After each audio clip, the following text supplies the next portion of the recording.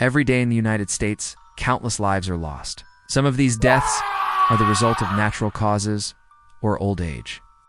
Others, however, are more sinister. In this series, we shall revisit some of the most mysterious unsolved cases in the history of the U.S. Looking at the evidence and examining the various theories surrounding each of them, this is the unsolved case of Crimson. Howler, aka George Washington. It was November 1869 when the dead body of a man was found floating in the Potomac River. It was pulled from the water by a group of boys, who then contacted the local police. The man's clothes were missing, but he still had his shoes on. One was a size 12 and the other a size 13. They were different colors, one being black and the other brown. And they were also buckled up tightly, which made removing them from the corpse even more difficult. At the time, the man's identity was unknown. He had no pockets on his jacket, and all of his teeth had been lost to time. An autopsy revealed that he had died by gunshot wound to the head, though it couldn't be determined if this was self-inflicted or not. His body was buried in an unmarked grave in Georgetown, but not before a local shoemaker measured the dead man's feet and recorded their dimensions. At first, the police believed the corpse was that of a runaway, who had met his demise trying to escape across the river into Virginia. However, 4 days later, his identity was discovered. He was none other than George Washington, first president of the United States. But how did the former leader of the U.S. end up dead in the Potomac River? Well, his death certificate gives us our first clue. It states that he died in Mount Vernon, Virginia, which is where he is also buried. So how did his body get from the cemetery to the river? Was this a case of grave robbery or something more sinister? There are actually 3 main theories that attempt to explain how George Washington's body ended up in the Potomac River. We'll start with the least likely, and that's the one where he faked his own death.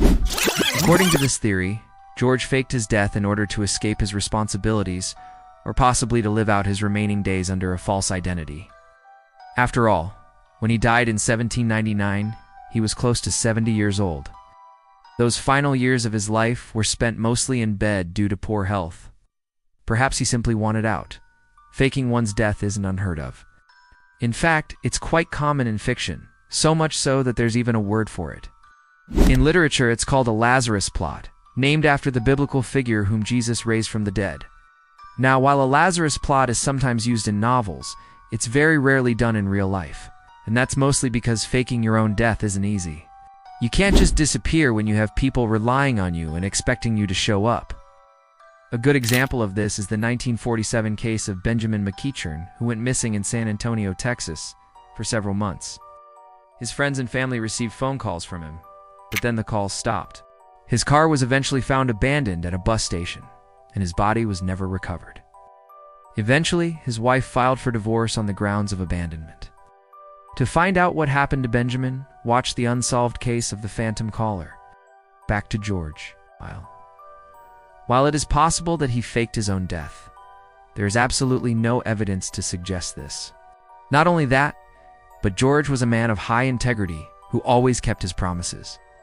Plus, he had recently completed work on his memoirs, which he had dictated to a secretary. Why would he have worked so hard on them only to fake his death and abandon the project? Moving on to the second theory, we have the possibility of foul play. It's entirely possible that someone dug up George's body from its resting place and threw it in the river.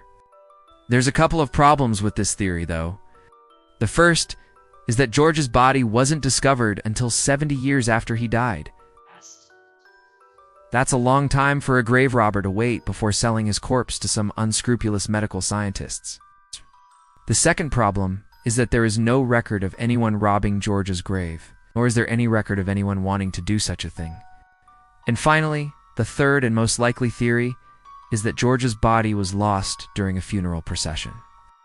The original plan was for his body to be taken to Mount Vernon for burial, but a heavy downpour caused the roads to become so muddy that the carriage carrying his coffin got stuck.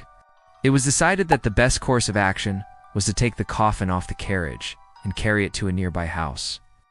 It was then placed in a bedroom on the second floor.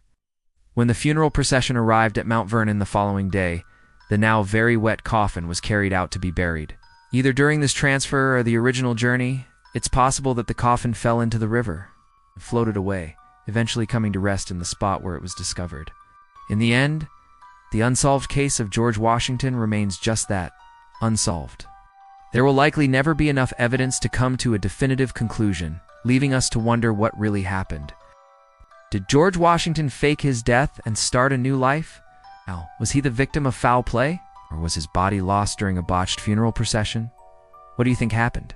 Let me know in the comments below. As always, thanks for watching. If you want to see more videos like this, stay tuned.